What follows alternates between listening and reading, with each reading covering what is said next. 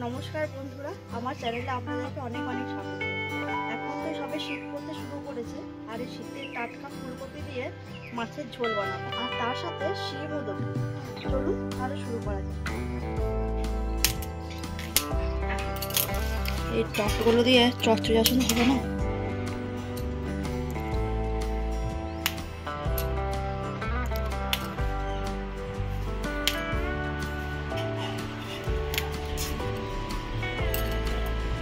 আর মাছের ঝোলে ফুলকপি একটু বড় বড়ই রাখবো। ফুলকপি কাটা হয়ে গেলে এবার শিম কাটবো। শিমগুলো কাটার আগে ভালো করে ধুয়ে নেব।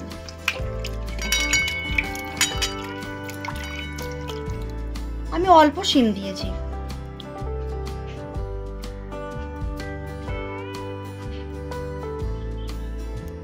শুধু একটু করে কেটে নেব।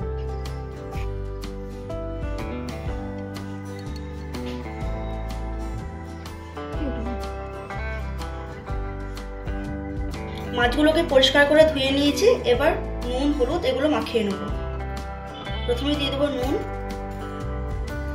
হলুদ গুঁড়ো, লঙ্কার গুঁড়ো, আর দেব অল্প সর্ষের তেল। এবার ভালো করে মাখিয়ে নেব। এবার কিছুক্ষণ রেখে দেবো।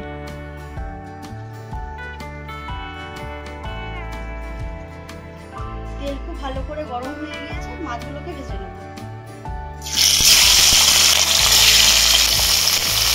মাছগুলোকে খুব সুন্দর করে ভেজে নিয়েছি, এবার তুলে নেব। মাছ ভাজা তো হয়ে গেল। এবার ওই তেলের মধ্যে কেটে রাখা আলুগুলোকে প্রথমে ভেজে নেব।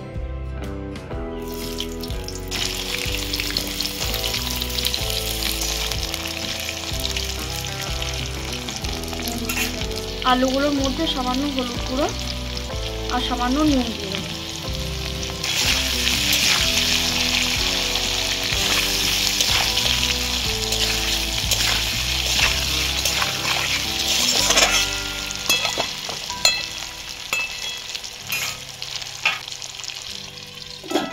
আলুগুলো ভেজে নিয়েছি, এবার আলুগুলোকে তুলে নেব।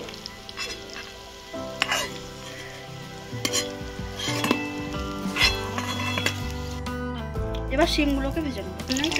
দেওয়া হয়েছে, শিমগুলো ভাজা হয়ে গিয়েছে। এবার শিমগুলোকে তুলে নেব।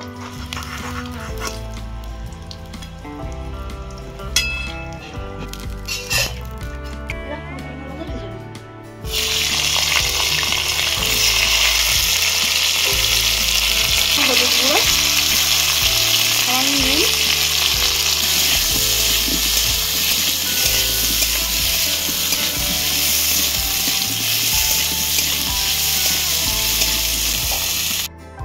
ভাজা হয়ে গিয়েছে। এটা তুলে নেব।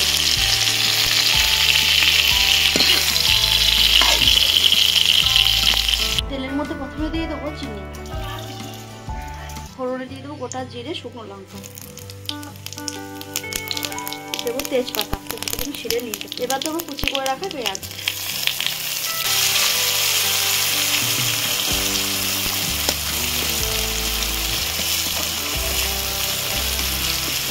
এর মধ্যে নুন দিয়ে দেবো।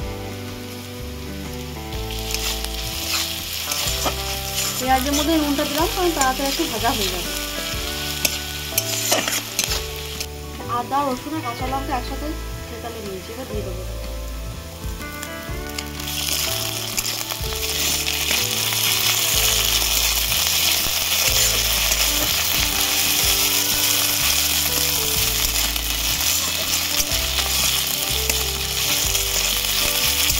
দেবো জিরে গুঁড়ো,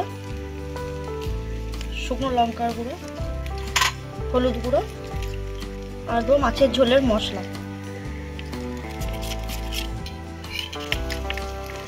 পেঁয়াজ, আদা, রসুন খুব ভালো করে ভাজা হয়ে গিয়েছে।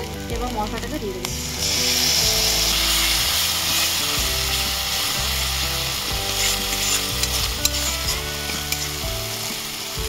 এটা তো অনেক লেগে আছে, এটা একটু জল দিয়ে দেবো।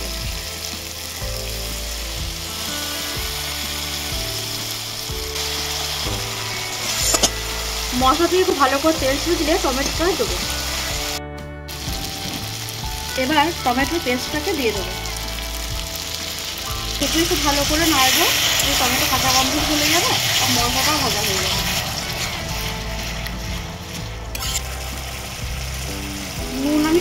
দিয়েছি অল্প অল্প করে, তাই এখন আর নুনটাও দেবো না। এই যে সাইড থেকে তেল ছাড়া শুরু করে দিয়েছে। মশলাটা খুব ভালো করে ভেজে নিয়েছি। এবার ভেজে রাখা আলু, ফুলকপি আর শিম দিয়ে দেবো।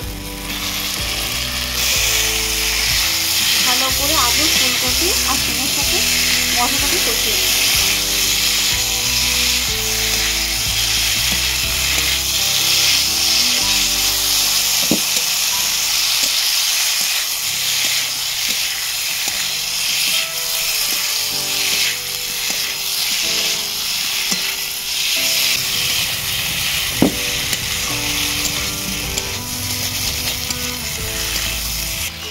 সামান্য জল দেবো, আমি নাড়াবো, তাহলে ভালো করে সব মিশে যাবে।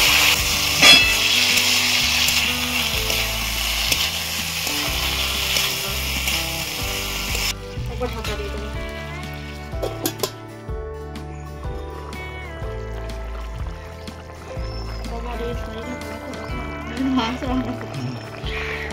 মাংস ঝোল।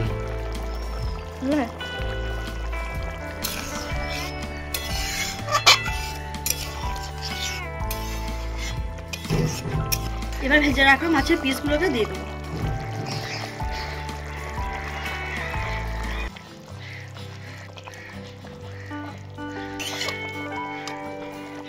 এবার ওপর থেকে ধনেপাতা কুচি দিয়ে দেবো।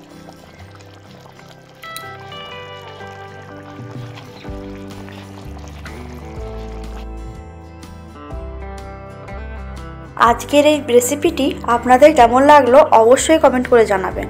আর ভালো লাগলে চ্যানেলটাকে লাইক, শেয়ার, সাবস্ক্রাইব করে দেবেন। সকলকে ধন্যবাদ।